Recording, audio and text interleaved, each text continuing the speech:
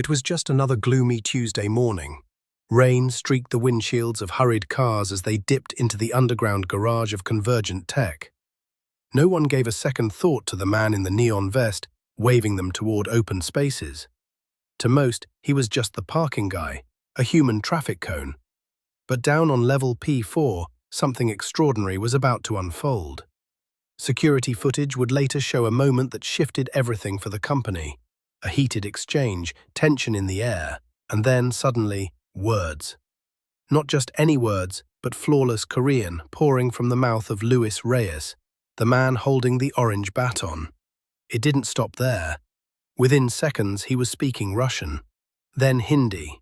It was a moment that would ripple all the way to the top floor. And none of them saw it coming. The first person to truly notice was Andrea Marsh, Convergent Tech's sharp-tongued chief legal officer. She had wandered into the garage looking for a visiting diplomat who just landed for a high-stakes contract negotiation. She was flustered, late, and juggling two phones when she heard it, a calm, confident voice gliding through Korean like a seasoned interpreter. Her eyes scanned the garage and landed on Luis, effortlessly handling the situation. The diplomat, visibly relaxed, chuckled even, as Luis transitioned into Russian to explain directions to the chauffeur.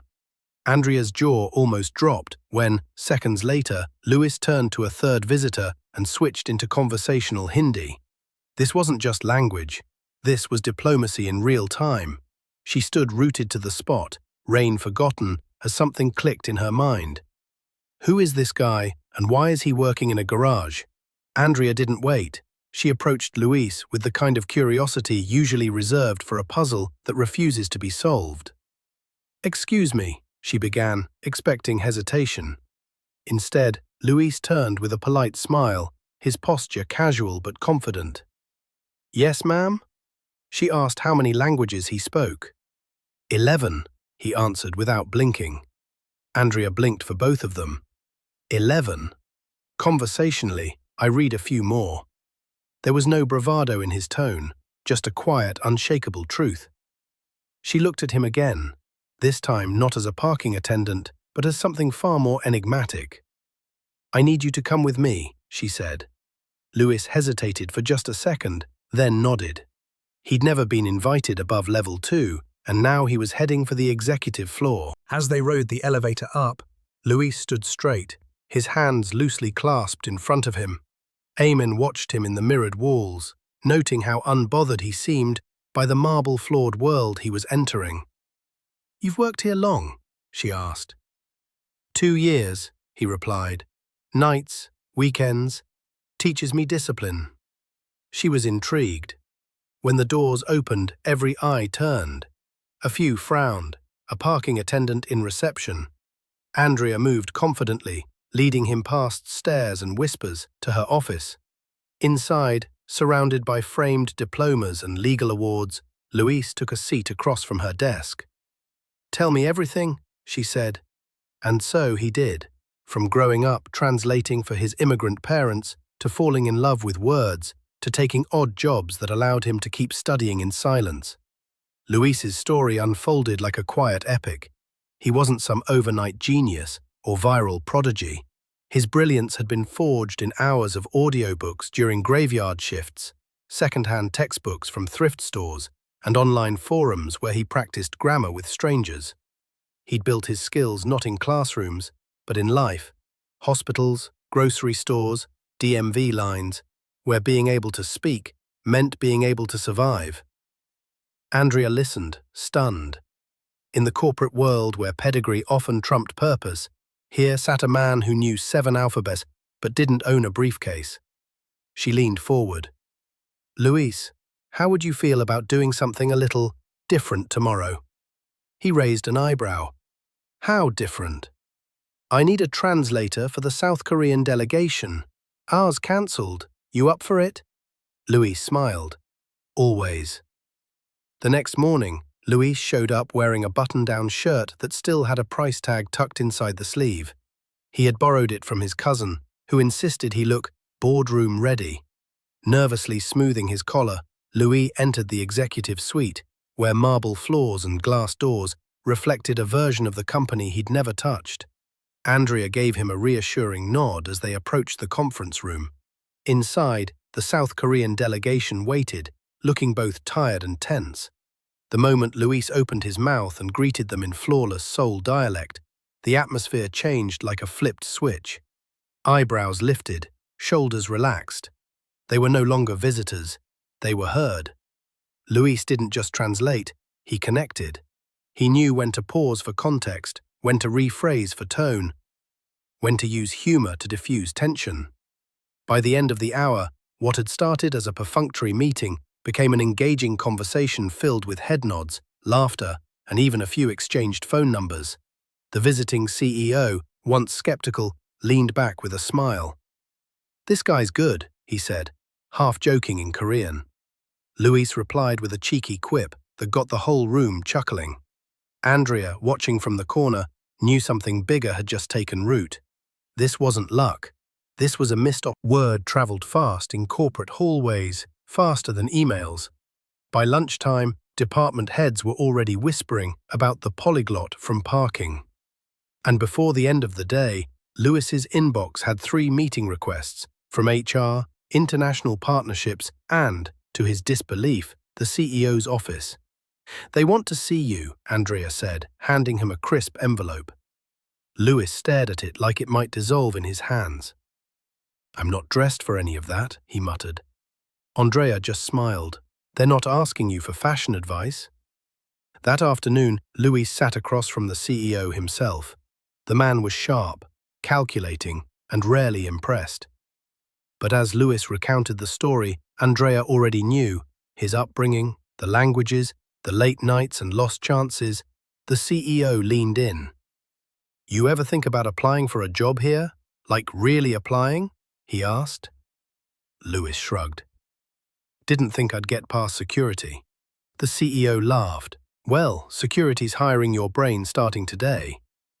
He slid a folder across the desk with title, Global Communications Analyst, and a salary Saul had only dreamed of. The room spun, just slightly. By the next morning, Luis's desk was set up on the 14th floor, clean, minimal, with a view of the city skyline. Some employees nodded, but a few, tight-lipped and clipboard-holding, weren't as welcoming. One executive assistant was overheard saying, "Last week he was directing traffic, now he's consulting?" But Luis didn't flinch. He opened his email, answered 3 messages in 3 languages, and drafted a cultural brief by noon. When Andrea stopped by later, she found him explaining a Japanese idiom to a senior negotiator. "You okay?" she asked. He looked up and smiled. "Feels like I've been waiting my whole life to do this." Soon, Luis was more than a novelty. He was a necessity. Contracts that had been stuck in translation were suddenly moving forward. Luis would enter a meeting quiet as a whisper and leave, having stitched together deals across borders with a few careful phrases. One afternoon, he joined a session with the company's German partners. Within minutes, he corrected a clause that had caused friction for weeks. The legal team was stunned. "We missed that," one admitted. Luis didn't, Andrea replied flatly. Around the office, people began to whisper less and lean in more. Something was shifting. But with visibility comes tension. Not everyone cheered his rise. In the break room, 2 mid-level managers murmured behind coffee cups, "You think he's got a degree? Probably some diversity stunt." Another snorted, "Next thing you know, they'll put the janitor in charge of finance."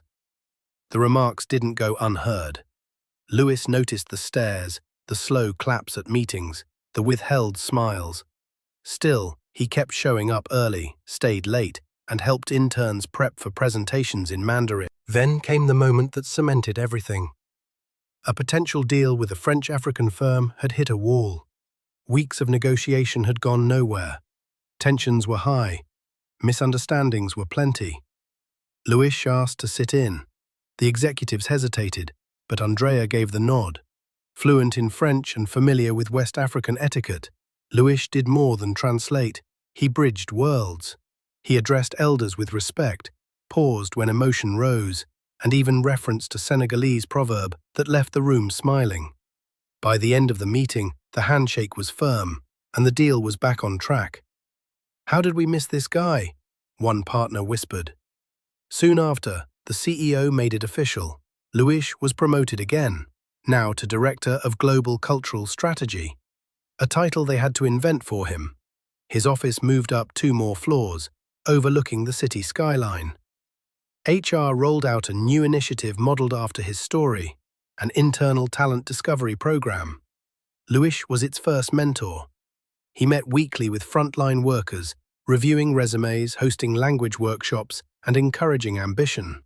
"You're not invisible," he'd tell them. "You're just waiting to be seen." The buzz wasn't just internal anymore. Industry leaders began asking, "Who is Luis Reyes?" Luis was invited to speak at an international tech conference. He stepped onto a stage in Barcelona, his story now echoing beyond the walls of convergent tech. But he didn't start with his accolades. He started with P4. "I was the guy waving cars, the guy nobody saw," he told a packed auditorium. "But even then I was fluent. I was ready. I just needed a moment." The crowd stood in ovation. After the talk, a young woman approached him.